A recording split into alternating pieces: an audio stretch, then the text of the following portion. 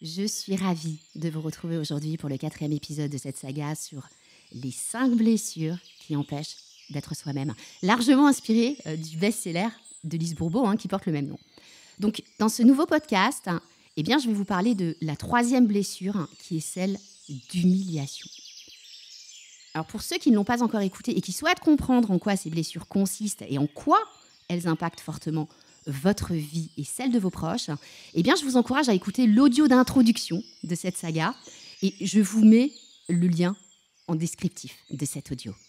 Pour rappel, l'objectif de ces podcasts est de vous permettre, bien sûr, d'identifier votre ou vos blessures, parce que on peut en avoir plusieurs, voire toutes, mais aussi pour mettre le doigt sur celle de votre entourage, parce que ça vous amènera à faire preuve de plus de compréhension et de tolérance à leur égard une fois que vous aurez compris quelles sont leurs blessures. Alors avant de démarrer, je vous invite, si ce n'est pas encore fait, à vous abonner à ma chaîne en cliquant sur la petite cloche à côté du bouton s'abonner. Et puis, c'est important, juste après, sur la petite cloche noire, parce que c'est ça qui va vous permettre de recevoir une notification à chaque fois que je sortirai une nouvelle vidéo ou un nouveau podcast. Ok, on commence. Donc, après les blessures de rejet et d'abandon que j'ai abordées ces 2 dernières semaines, c'est au tour de l'humiliation. Alors, qu'est-ce que l'humiliation ? C'est simplement l'action de se sentir abaissé, de s'abaisser ou d'abaisser quelqu'un d'autre. Ce qu'il est important de savoir, c'est que cette blessure se révèle généralement entre l'âge de 1 à 3 ans. Contrairement à la plupart des autres blessures, elle peut être liée et à la mère et au père. En fait, généralement à la personne qui s'est le plus occupée de son développement physique et qui lui a imposé le plus de règles. Comme souvent, on remarque que ses parents ont aussi souvent vécu, voire ont cette même blessure.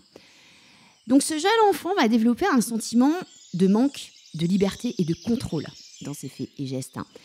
Et ça va l'amener à se construire au travers du regard des autres et à tout faire pour devenir ce que les autres attendent de lui.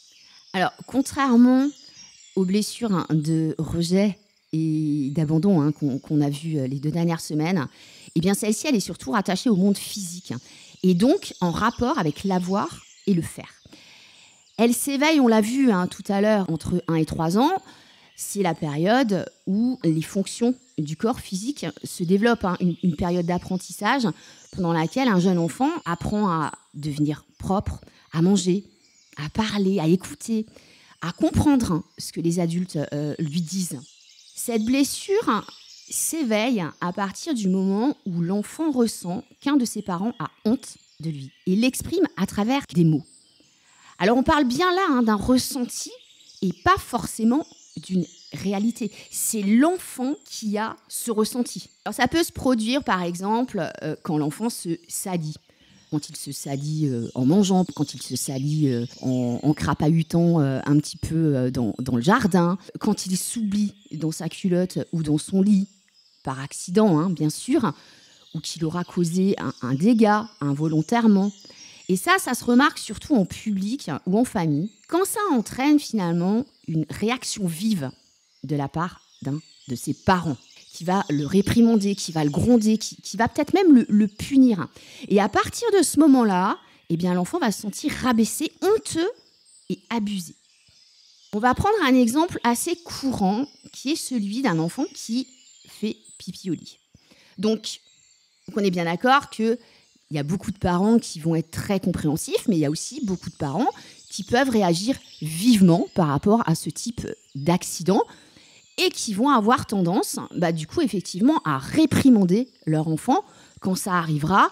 Et le simple fait, parfois, de se laisser un petit peu déborder par ses émotions et de lui sortir des phrases, du style « Non mais attends, t'as pas honte de faire pipi au lit, c'est sale, t'es vraiment un cochon. » Ou alors « Non mais attends, ça va, là, t'es plus un bébé. » En fait, ces phrases-là, ça peut vraiment blesser profondément l'enfant et il peut vraiment se sentir extrêmement rabaissé.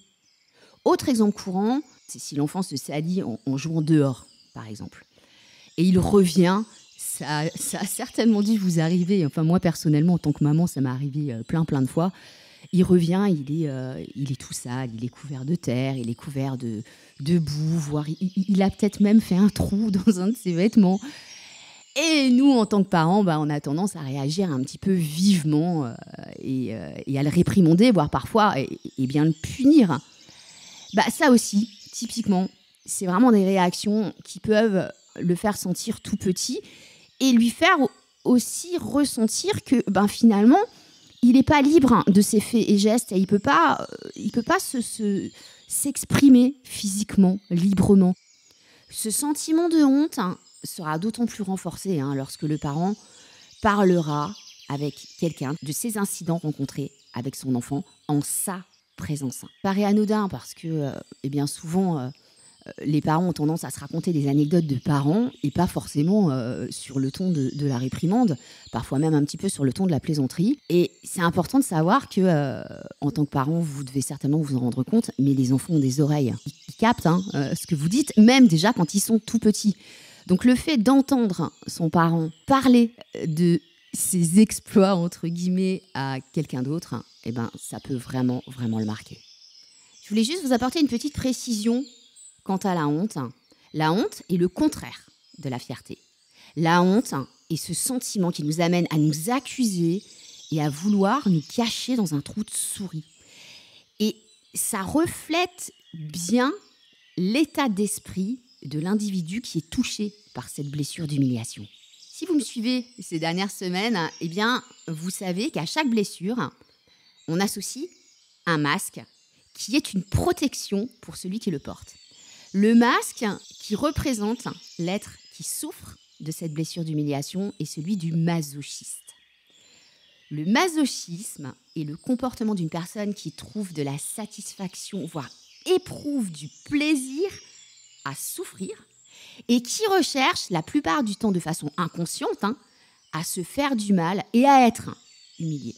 Le masochiste se sent jugé, inférieur aux autres, prisonnier du regard des autres et donc de lui-même et souffre du manque d'affection. Sa plus grande peur est la liberté. Nous y reviendrons tout à l'heure, vous allez voir, c'est intéressant. Alors physiquement, le morphotype du masochiste, c'est d'avoir une corpulence ronde, voire imposante, grosse et grasse, dont il a honte. Sa taille est plutôt courte et son cou volumineux. Son visage et ses yeux sont souvent ronds, bien ouverts, et son regard est plutôt innocent. Il a bon appétit. Eh oui, il mange vite et présente souvent des addictions à la nourriture qui lui apportent un vrai réconfort. Donc pour rappel, quand je vous parle de morphotype, c'est vraiment le physique type d'une personne qui a une blessure très marquée, sa blessure principale finalement. Mais dans le cas par exemple de cette blessure d'humiliation, on peut très bien avoir une seule zone de son corps imposante, telle que la poitrine, les fesses, le ventre. Cela veut dire que cette blessure est moins importante qu'une personne qui aura des rondeurs uniformes. On remarque, et d'ailleurs Lise Bourbeau le souligne dans son livre, que le masochiste a tendance à bien cacher son jeu et à être dans le déni total de sa blessure. Alors, on pourrait croire effectivement, et vous aurez certainement raison de le croire, que toutes les personnes qui ont une blessure, pas forcément d'humiliation, mais toute autre blessure, peut être dans le déni, qu'elle ne se rend pas compte, puisque tout est inconscient. C'est vrai. Maintenant, effectivement, force est de constater que le masochiste, c'est particulièrement difficile de lui faire admettre qu'il souffre de cette blessure. Comme le masochiste a fréquemment honte de lui et ou peur de faire honte, il le projette sur son entourage. Comment ? En projetant sa blessure sur les autres, par peur du jugement. Je vais vous donner un exemple vécu d'une mère masochiste que j'ai rencontrée et qui est ultra exigeante envers ses enfants et leur impose une éducation stricte, quasi militaire. En fait, elle est derrière eux en permanence. Elle ne supporte pas qu'ils ne se tiennent pas correctement, qu'ils résistent à son autorité, qu'ils se salissent, qu'ils oublient de se laver les mains avant de passer à table, qu'ils ne soignent pas leur tenue, puissent renverser un verre, cassent un objet, etc., etc. Alors cette femme qui a le morphotype du masochiste, donc vous l'aurez compris, qui est très forte, voire obèse, eh bien, a beaucoup de mal à contenir ses pulsions alimentaires. Donc parfois mange en cachette, parfois ne peut pas faire autrement que de manger devant ses enfants, mais par contre les réprimande lorsqu'ils mangent plus que de raison ou se délectent de sucreries, par exemple, sans forcément abuser, mais ça devient une bête noire pour elle. Elle ne veut pas que ses enfants fassent comme elle, sauf que les enfants ne comprennent pas puisqu'ils voient leur mère faire exactement ce qu'elle leur demande de ne pas faire. Alors, puisque le masochiste est totalement perméable au regard des autres, eh bien, il a souvent des idées assez arrêtées sur son environnement, ce que j'appelle des principes. Donc, on ne parle pas là de valeurs, qui sont l'essence même de qui nous sommes, au plus profond de nous, mais bien de principes qui sont issus, eux, de croyances limitantes qui sont liées à l'enfance. Et du coup, il fonctionne vraiment à coup de « il faut, je dois ». Puis on remarque aussi qu'il est plutôt tortue que lièvre, sauf quand il mange, puisque effectivement, vous l'avez compris tout à l'heure, il mange vite. En fait, il a besoin et il aime prendre son temps. Et il a une aptitude particulière, on ne va pas se le cacher, pour la procrastination. Il se trouve toujours beaucoup d'excuses pour ne pas agir et pour repousser au lendemain, finalement, ce qu'il pourrait faire le jour même et même depuis plusieurs jours. Souvent, il cherche à se prouver qu'il ne peut plus être contrôlé et fera tout pour se montrer fort et solide aux yeux des autres, alors qu'il est plutôt de nature fusionnelle, puisque dépendant du regard d'autrui. Je pense que vous l'aurez compris. Du coup, dans ces moments-là, il deviendra performant et malheureusement à ses dépens, car il portera sur son dos beaucoup de choses qui ne lui appartiennent pas. L'objectif étant de secourir, voire sauver les autres. Et là, il est vraiment capable de soulever des montagnes pour aider une personne de son entourage. Et d'ailleurs, sans même qu'elle lui ait demandé. Comme s'il se sentait investi d'une mission de haute importance, alors qu'il ne lèvera pas le petit doigt pour se faire plaisir ou du bien à lui, bien qu'il connaisse ses besoins. En fait, il ne les écoute pas. Il se trouve souvent des excuses du type « Non mais attends, tu te rends pas compte, avec tout ce que j'ai à faire dans une journée, mais où veux-tu que je trouve du temps pour moi ?» En fait, il préfère anticiper et faire passer les besoins et envies des autres avant les siens.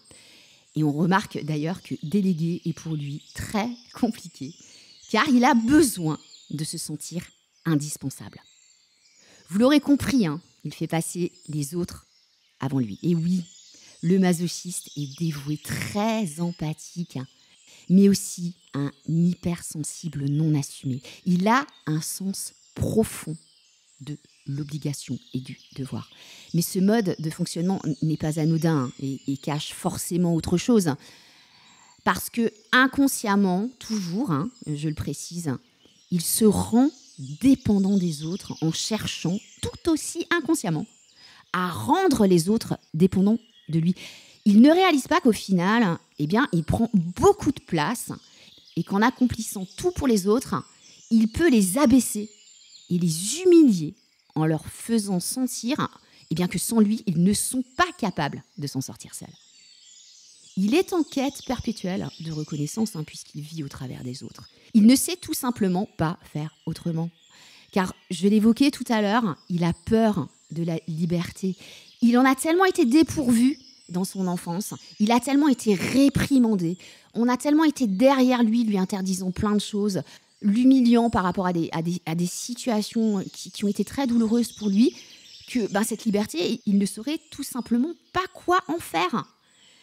Et le masochiste a besoin de cadres, de limites, voire d'interdits. C'est comme s'il avait peur de déborder finalement. On remarque que le masochiste emploiera souvent des mots comme digne, indigne, petit, gros dans son vocabulaire. Sa vie sexuelle, vous vous en doutez certainement à l'état d'image de sa vie. Comme il a honte de lui et de son corps, on l'a vu tout à l'heure, de fait, ce domaine sera compliqué pour lui. Il n'écoutera pas non plus ses besoins dans ce domaine Et il éprouvera même du dégoût à l'égard du sexe, sachant qu'il éprouve déjà souvent du dégoût pour son corps, donc il ne se sent pas à l'aise dans sa nudité. Et ne pas avoir de relations sexuelles ne sera pas un problème pour lui, clairement. Puis le masochiste entretient, vous l'aurez certainement compris aussi, un rapport complexe avec la nourriture.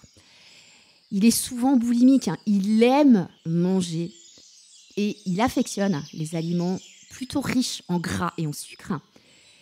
Mais il éprouvera de la culpabilité, forcément, à consommer ce type d'aliments, puisqu'il sait très bien que plus il consommera ce type d'aliments, plus il va faire du mal à son corps et plus il va prendre du poids.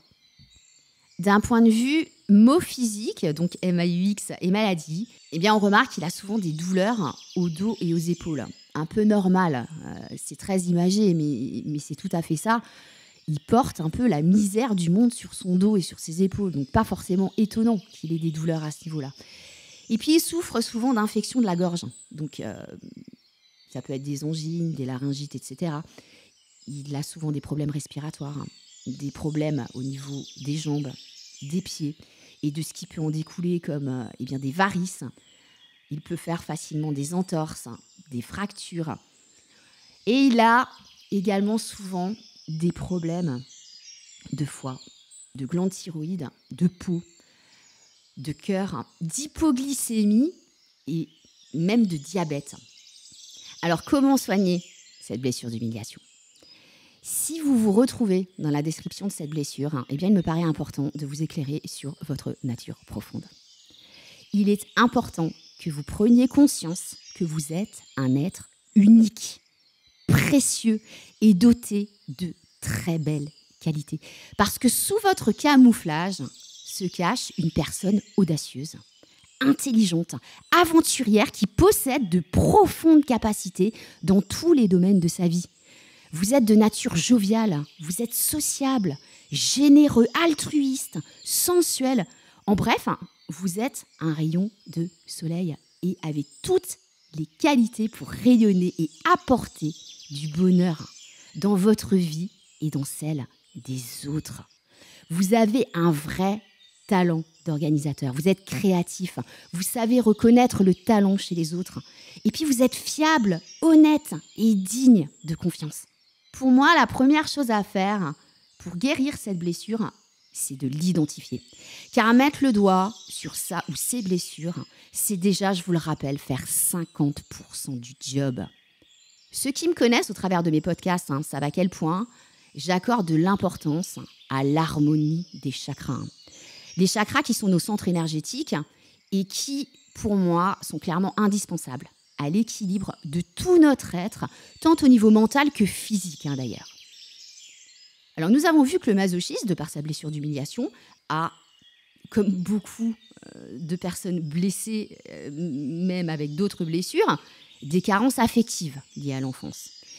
Et peut avoir une sexualité difficile, voire inexistante, qu'il s'autorise peu de fantaisie de par son côté « il faut, je dois », et que son mental gère sa vie, ce qui laisse finalement peu de place à sa spiritualité. Donc, si cette blessure vous impacte, de mon point de vue, il est important de travailler principalement sur 5 chakras. D'abord, le chakra sacré, pour vous reconnecter à votre enfant intérieur et à votre sexualité. Pour vous autoriser plus de liberté et de légèreté dans votre vie. Et puis après, forcément, le chakra du plexus solaire, qui est quand même le chakra de l'ego, pour vraiment apaiser votre mental et lui laisser moins de place. Et puis le chakra du cœur. Ça, le chakra du cœur, ça va être pour vous recentrer sur l'amour véritable et inconditionnel. L'amour des autres et l'amour de vous-même. Et puis pour terminer, il va y avoir le chakra du 3e œil et le chakra couronne. Ces chakras vont être à travailler vraiment pour vous ouvrir à votre spiritualité, à votre sensibilité, à votre moi profond. Plutôt que de passer 2 heures à vous parler de ces chakras et à comment faire pour les rééquilibrer, je vous invite à prendre connaissance de ma saga sur les chakras. Je vais vous mettre le lien dans le descriptif de ce podcast le lien qui va vous conduire sur la playlist où vous trouverez tous mes podcasts sur le sujet avec un chapitre par chakra. Donc à chaque fois, dans chaque chapitre, vous allez trouver d'abord une présentation avec tous les trucs et astuces simples pour les harmoniser. Après, une séance de cohérence cardiaque couplée à des affirmations positives sur la fréquence sacrée adaptée à chaque chakra. Ça, c'est vraiment si vous avez envie de vous reconnecter à votre souffle, de vous reconnecter à vous-même, de vous calmer, de vous poser. Et puis pour finir, une méditation ou un voyage intérieur, en général qui fait une quinzaine de minutes, qui est vraiment spécifique à l'harmonie de chacun des chakras. Donc guérir cette blessure passe par le rééquilibrage de vos chakras grâce aux astuces dont je vous parle dans mes présentations. Et puis, il va être nécessaire d'apprendre à dire non, que ce soit aux autres et à vous-même, et à vous concentrer sur vos besoins, leur faire de la place pour réussir à en faire votre priorité. Je sais que c'est pas facile, mais ça va vraiment être un travail important à faire. Parce que ça va vous permettre de vous délester de ce qui pèse trop lourd sur vos épaules et votre dos.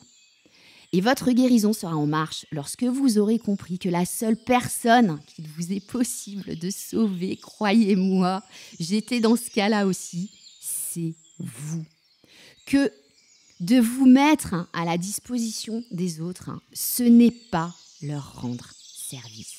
Et puis comme pour quasiment toutes les blessures, il va être également important de vous libérer du regard des autres en vous écoutant et en passant plus de temps seul avec vous. Je vous invite à vous faire du bien, à faire du bien à votre corps, donc à votre tête, en pratiquant une activité physique. Alors, quand je vous parle d'activité physique, ne commencez pas à vous dire « je vais aller faire un jogging pendant 1 heure ». Non. Une activité physique, c'est mettre son corps en marche. C'est marcher en pleine nature, c'est nager, faire du yoga, faire des étirements, prendre contact, reprendre contact avec votre corps. Et puis, ce serait génial aussi d'ajouter de la méditation, des séances d'affirmation positive, de cohérence cardiaque, et puis de vous adonner un petit peu à des loisirs créatifs comme le dessin, l'écriture par exemple. Tout cela va vraiment vous amener à comprendre que vous êtes une belle personne, capable de vous prendre en main et de vous faire du bien toute seule. Vous n'avez besoin de personne. Alors je vous le rappelle, ce travail de guérison est long. Il peut prendre des années, voire des décennies. Ça a été mon cas. Et il est souvent difficile. Donc, si vous souhaitez arriver à des résultats plus rapides et vous faire accompagner dans cette démarche de guérison, eh bien, le coaching de vie et en éveil de conscience est top. Pourquoi ? Eh bien, tout simplement parce qu'il vous permet de vous reconnecter à votre vrai moi en quelques semaines et à trouver en vous les clés qui vont vous permettre d'ouvrir les portes de votre vrai moi. Et si vous ne connaissez pas ou peu cette méthode qu'est le coaching, eh bien, je vous invite à me contacter pour me parler de votre ou vos problématiques personnelles en m'envoyant un mail à l'adresse que vous allez voir s'afficher là et que je vais vous reprendre dans les descriptifs de cet audio pour organiser un premier contact téléphonique qui sera totalement gratuit. Et si vous n'avez qu'une vague idée de ce qu'est mon métier de coach de vie, eh bien, je vous encourage à écouter mon podcast « C'est quoi un coach de vie et en éveil de conscience ?» Et vous trouverez là aussi le lien en descriptif de cet audio. Et voilà, c'est fini pour aujourd'hui. Alors, c'est vrai que ce podcast, il a été un petit peu plus long que les autres, mais il y avait beaucoup de choses à dire sur cette blessure d'humiliation qui, personnellement, me touche vraiment beaucoup parce que je rencontre beaucoup de gens qui sont touchés par cette blessure et j'ai moi-même été touchée par cette blessure pendant très très longtemps. Si vous avez apprécié ce podcast, eh bien, merci de me laisser un commentaire. Merci de me laisser un like. C'est super important. C'est vraiment me soutenir dans mon travail de faire ça parce que, je vous le rappelle, ce travail, je le fais gratuitement. Donc, avoir vos retours, c'est génial pour moi. Et puis surtout, n'hésitez pas à le partager, cet audio autour de vous, pour aider vos proches à mieux comprendre ce qu'est cette blessure qui peut les toucher personnellement ou toucher leur entourage. Et en attendant de se retrouver la semaine prochaine pour aborder une grosse blessure aussi qui est la trahison, je vous souhaite une très belle journée. Prenez soin de vous et à bientôt. Bye bye.